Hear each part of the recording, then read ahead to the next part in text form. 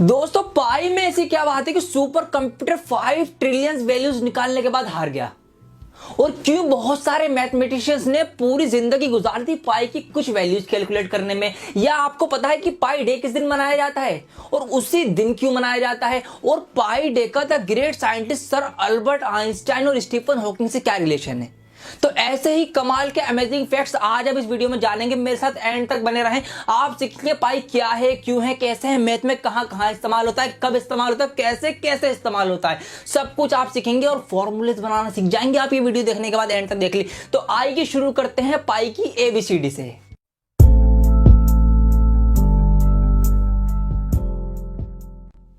दोस्तों ये पाई जो है ग्रीक अल्फाबेट का 16वां लेटर है। जैसे इंग्लिश में 16वें अक्षर पे पी आता है, बिल्कुल इसी तरीके से ग्रीक अल्फाबेट में 16वें अक्षर पे ये पाई आता है। लेकिन ये पाई मैथ में कब से यूज हुआ, आइए इसको समझने के लिए हम चलते हैं 3500 बीसी में आ गए। अब देखिए क्या हुआ कि जहां प्रॉब्लम है वहीं सॉल्यूशन है। आपको दूर के लोगों से बात करनी थी, आपने फोन इन्वेंट किया। आपको गर्मी लगी, आपने एयर कंडीशन इन्वेंट कर दिया। आपको चीजों को ठंडा रखना था, आपने फ्रिज इन्वेंट किया। बिल्कुल इसी तरीके से दोस्तों उस टाइम के लोगों को ना सामान को एक जगह से दूसरी जगह ले जाने में प्रॉब्लम होती थी, तो उन्होंने एक व्हील बैरो बनाया। व्हील बैरो क्या है, गाड़ी बनाई जिसमें उन्होंने गोल सा पहिया लगा दिया और उससे सामान जाने लगा। लेकिन फिर एक प्रॉब्लम हुई। ये प्रॉब्लम क्या हुई कि पहिया एक्यूरेट गोल नहीं बना, जिसकी वजह से क्या हुआ कि गाड़ी हिचकोले खाने लगी। अब उससे सामान गिरने का खतरा, नुकसान होने का खतरा। तो क्या हुआ, एक मेजरमेंट बनाई गई जिससे एक्यूरेट पहिया बना लिया गया। वो मेजरमेंट ये थी कि अगर किसी पहिए की जो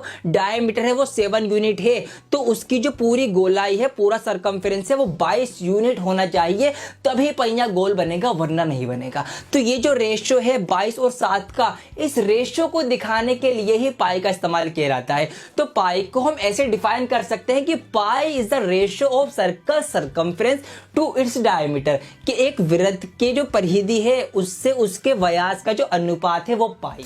दोस्तों ग्रीक लैंग्वेज में सरकमफ्रेंस को पेरीफेरी कहते हैं और पेरीमीटर को पेरीमेट्रोस बोला जाता है। लेकिन कमाल की बात यह है कि दोनों ही वर्ड का पहला लेटर जो है वो पाई है। तो हो सकता है कि इसीलिए पाई को उठाया हो डिनोट करने के लिए इन सभी को। अच्छा, अभी तक हमने क्या सीखा, हमने ये सीखा कि सरकमफ्रेंस और डायमीटर का जो रेशियो है ना वो पाई हम मानते हैं। यही तो हमने सीखा ना। मैथ का पहला फॉर्मूला बनने जा रहा है, बहुत ध्यान से देखिए। यहां पर अब क्या होगा, देखिए ये डी है ना डायमीटर, इसकी जगह हम 2r लिख सकते हैं। क्यों? क्योंकि डायमीटर जो होता है वो रेडियस का डबल होता है। तो मैंने क्या किया, इस डी की जगह 2r लिख दिया। ये ठीक है। अब देखिए यहां पर हम करेंगे क्रॉस मल्टीप्लाई, तो सी की उधर मल्टीप्लाई होगी और उधर तो कुछ भी नहीं है, तो सी का तो सी ही रहेगा। और फिर इस पाई की मल्टीप्लाई होगी 2r में, तो ये मल्टीप्लाई होकर बन जाएगा 2 पाई r।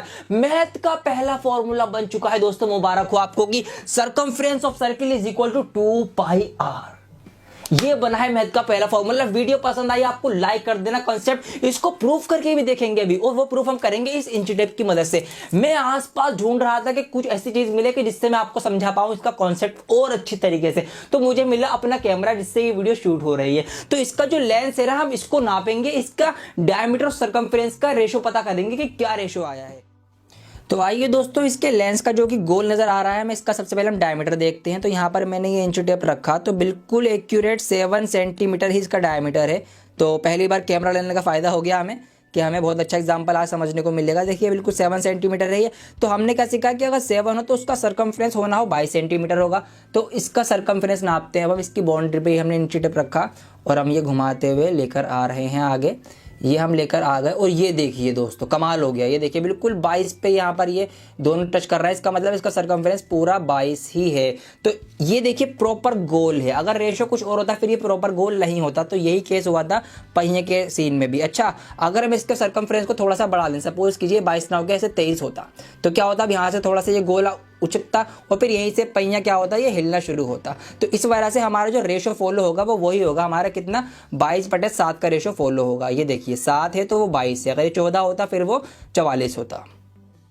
अब फेंकते हैं इस इंच टेप को साइड में और अब मैं आपको बताऊंगा कि कैसे सुपर कंप्यूटर ने पाई से शर्त लगाई और वो हार गया। लेकिन उससे पहले आपको सीखना पड़ेगा एक कॉन्सेप्ट।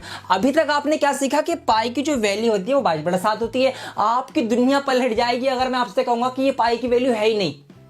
जी हाँ, मजाक नहीं कर रहा हूं मैं, ये 22/7 पाई की वैल्यू नहीं है। अभी तक आप जो पढ़ रहे हो सब गलत पढ़ रहे हो। इसका मतलब ये हुआ पाई की जो एक्यूरेट वैल्यू होती है ना वो नॉन टर्मिनेटिंग नॉन रिपीटिंग होती है। पाई एक इर्रेशनल नंबर है, लेकिन आप 22/7 को काट के देखो ये तो रिपीट हो जाएगा। काट के देख लो खुद ही। चलो मैं काट देता हूं आपके लिए, रुको यहीं पर 1 मिनट। देखिए यहाँ पर ये मैंने लिखा 22/7, ये तो रिपीट हो गया। 142857 142857 ये तो रिपीट हो गया। इसका मतलब ये पाई की वैल्यू नहीं है, पाई की एक्यूरेट वैल्यू तो कुछ और है। तो सुपर कंप्यूटर ने पता करने की कोशिश की, क्या पता आगे जाकर पाई की वैल्यू कभी कट जाए। उसने 5 ट्रिलियन टाइम्स तक पाई को काट दिया, लेकिन पाई बड़ा पक्का, वो ना ही कटा ना ही रिपीट हुआ। सुपर कंप्यूटर ही बोल उठे भैया हमसे ना हो पाएगा। तो इसका मतलब ये हुआ कि आज तक आपने जितने भी एरियाज निकाले सर्किल के, जितने भी सर्कमफ्रेंस निकाले 22/7 रख के, वो सब तो गलत थे। लेकिन टीचर ने आपको फिर भी मार्क्स दिए। वो गलत क्यों थे आपको पता चलिए कि माइक्रो मिली यूनिट का डिफरेंस रहता है 22/7 में और पाई की एक्यूरेट वैल्यू में। तो इसीलिए साइंटिस्ट जो है वो पागल रहे कि किसी तरीके से ना इसकी एक्यूरेट वैल्यू मिल जाए।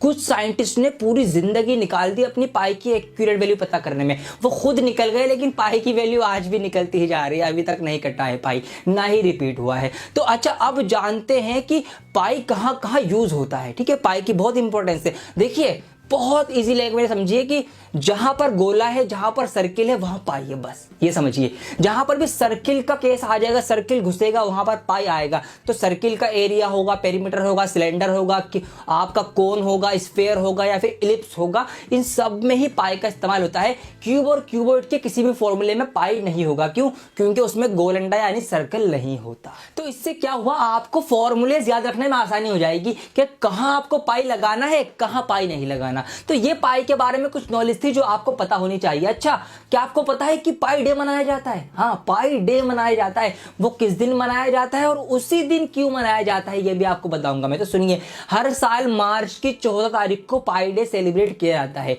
मार्च 14 को पाई डे मनाया जाता है। अब लेकिन सवाल ये कि 14 मार्च को ही पाई डे क्यों मनाया जाता है? तो उसके लिए पाई की वैल्यू पे दोबारा देखिए, एक बार नजर मारिए कि पाई की वैल्यू क्या है कि 3.14। यहीं से डेट निकली है कि तीसरा महीना 14 तारीख पाई डे यहां से सेलिब्रेट होता है। अच्छा, एक थोड़ा सा और डीप में जाऊं मैं, और डीप में जाके बताऊं कि इस दिन में भी एक टाइम फिक्स है कि उस टाइम को पाई डे सेलिब्रेट होता है। वो टाइम है 1:59। अब ये टाइम का क्या लोचा है? टाइम का पंगा क्या है कि 1:59 पे सेलिब्रेट हो रहा है पाई। इसका भी रीजन है। पाई की वैल्यू दोबारा देखिए, पाई की वैल्यू क्या है? 3.14159। तो यहीं से निकला है कि तीसरा महीना 14 तारीख 1:59 पे पाई डे सेलिब्रेट होगा। ये फुल डिटेल पाई की। यहां से आपके 2 सवाल तैयार होगा। एक तो आपका जीके तैयार के पाई डे 14 मार्च, और आपको पाई की पॉइंट के बाद की 5 वैल्यूज भी याद होंगे 3.14159। तो दोस्तों ये था पाई के बारे में सब कुछ। अच्छा, इसके अलावा कुछ और कोइंसिडेंट भी हुए हैं इसी डेट को लेकर कि ये पाई डे 14 मार्च को सेलिब्रेट हो रहा है। पाई की वैल्यू भी 3.14 है, और इसी दिन यानी 14 मार्च को ही the great scientist Albert Einstein जो है उनका जन्म हुआ था।